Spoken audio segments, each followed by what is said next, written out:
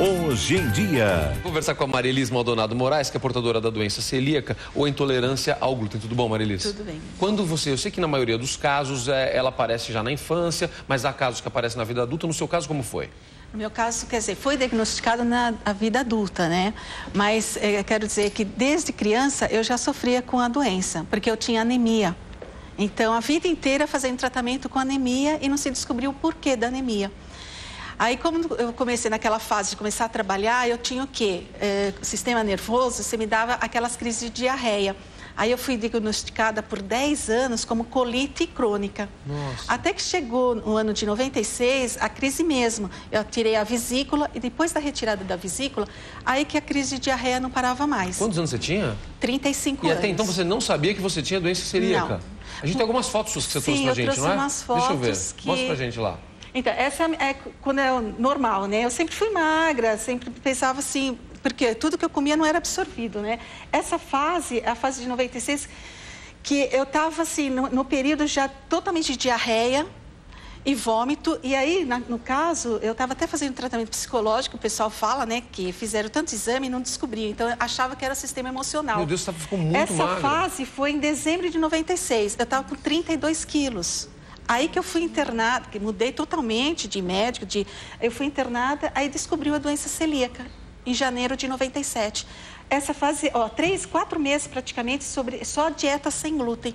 Eu já adquiri peso e assim, comendo normalmente, tudo sem glúten, sem medicação e já consegui adquirir. Aí você foi voltando ao normal quando a gente assim, vê. Agora, Marilisa, minha dúvida é a seguinte, naquela fase que você estava muito magra, que a gente viu nas fotos, você estava muito magra porque você comia e passava mal ou porque você já estava com medo de comer? Eu tô te fazendo essa pergunta porque eu conversei com uma pessoa, com a mãe de um garoto, e ela falou que o filho tem medo de comer absolutamente tudo. Ele fica com medo, ele ficou com trauma, então ele não tem coragem de comer as coisas. Isso aconteceu com você? Sim, assim, porque como eu não sabia o que era, então tudo que eu estava comendo, eu estava me fazendo mal. Principalmente naquela época, o pessoal fala assim, eu comia muito macarronada. Aí eu ia na médica e a médica falou assim, lógico, o molho de tomate é muito ácido, está te fazendo mal. E na realidade não era o molho de tomate, sim, o glúten da macarronada, né? E eu me sentia bem quando eu ia em churrasco. Grelhados, eu não comia pão, só comia as carnes, salada, e eu me sentia super bem. Então, quer dizer, realmente você sente aquele trauma de na hora de você comer, você assim...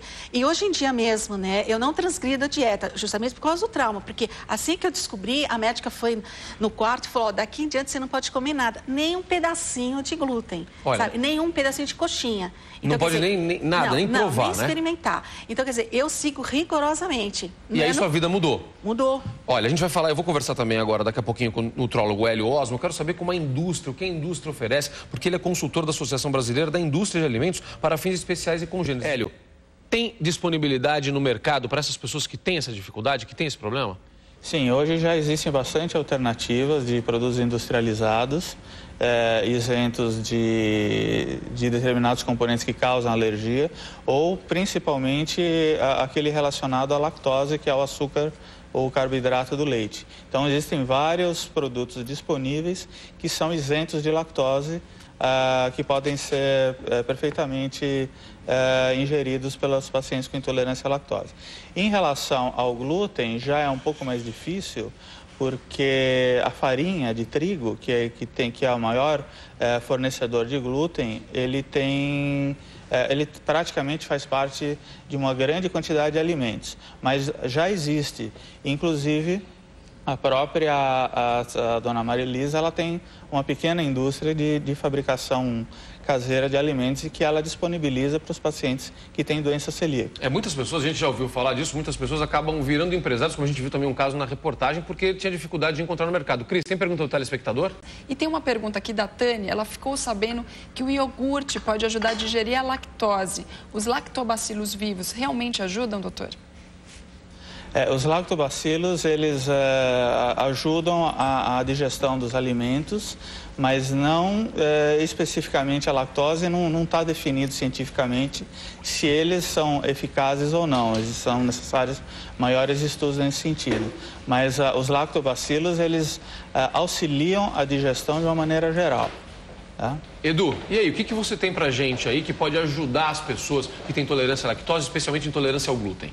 Aproveitando o que você falou ontem, Celso, para mim, eu separei alguns ingredientes que contêm e os que não contêm. É muito importante a gente frisar, eu estava vendo ontem algumas receitas e as pessoas falavam que as receitas não tinham o glúten. E não é bem assim, determinada receita pode não ter e outra pode ter. Depende de quais são os ingredientes que são empregados nela. Então aqui, ó, a gente separou em vermelho os que contêm glúten. Ou seja, aqui é o trigo em grão, esse tem o glúten. A farinha de trigo normal que a gente emprega no bolo. Depois eu vou dar as alternativas que a gente tem hoje no mercado. Aqui o farelo do quibe, de trigo, para fazer o quibe. Farinha de aveia integral, também contém glúten. A farinha de trigo e a de aveia aqui. E aqui os macarrões tradicionais. Agora aqui, em azul, as alternativas que a gente tem, os tipos de ingrediente que não tem o glúten. Aqui o extrato da soja, a batata, o inhame, a mandioquinha, o próprio feijão que a gente consome, o arroz, e o arroz é uma boa alternativa para farinha de arroz, para o macarrão de arroz, que é o caso aqui. A gente inclusive fala aqui no programa e mostra as receitas com o macarrão feito com arroz, que é uma boa alternativa, não só para quem tem esse tipo de problema, mas para a saúde também. Aqui o polvilho. Por isso, muitas vezes, as pessoas falam que pão de queijo pode comer que não tem problema. Depende da receita, porque tem receitas que tem o trigo e daí não pode. Então, a gente sempre tem que olhar a embalagem, é regra. Aqui, na sequência, a farinha de milho. E aqui a gente tem, depois eu vou fazer uma receita, com a farinha de arroz. Ou seja, em muitas receitas a gente pode substituir a farinha de trigo convencional pela farinha de arroz. Então, uma coisa que eu acho que eu gostaria de chamar a atenção é o seguinte: para quem tem esse tipo de problema, o mais importante é você olhar a embalagem do fabricante. Porque existem produtos similares que contêm e outros que não contêm. A outra coisa é a questão do chocolate. Muitas vezes, a maior parte dos chocolates contém glúten, isso a gente pode ver na embalagem. Alguns tipos de cacau em pó não contém. Seria uma alternativa para quem quer fazer um bolo, algum outro ingrediente. Fazer, de repente, uma receita para a gente, do sem glúten? Então, a gente vai fazer depois, dá para fazer pão. Eu acho que a maior necessidade da pessoa que não pode comer o glúten, no caso, é o pão, que a gente consome todo dia. Então, eu separei uma receita de pão com milho, que é bem bacana, e vai a farinha de arroz. Daí é uma alternativa.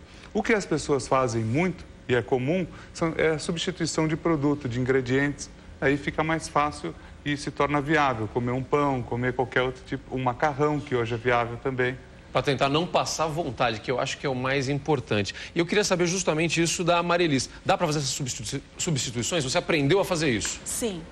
É como o Edu falou, dá para substituir tranquilo com a farinha de arroz, cafécula de batata, cafécula de mandioca, o fubá. Então, você consegue realmente produzir, fazer tudo com essas misturas de farinha. A única coisa, a dificuldade é comer fora de casa. É isso que eu ia te perguntar. Tua vida social, você consegue jantar num restaurante? Eu procuro ir no restaurante e comer grelhados, né? Porque mesmo assim, grelhado de peixe, eu tenho que perguntar, porque o peixe, para ficar mais bonito, servir à mesa, eles acabam colocando na grelha farinha de trigo. É verdade. Então, eu tenho que, quando for peixe, eu tenho que perguntar se pode substituir por amido de milho, no caso, né? É muito difícil o restaurante ter amido de milho do lado, mas se não tiver, então sem nada, mesmo que a aparência fique feia, né? Marilis, me disseram que existem, eu não sei se aqui em São Paulo, mas há até alguns restaurantes livres de glúten no Brasil, né? Existe isso, né? Mas acho que aqui em São Paulo não tem.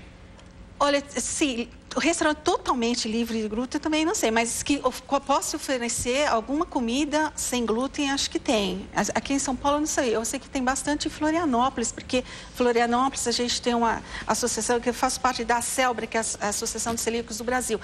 E assim, os estados estão assim bastante divulgando isso. E eu sei que em Florianópolis tem alguns restaurantes específicos.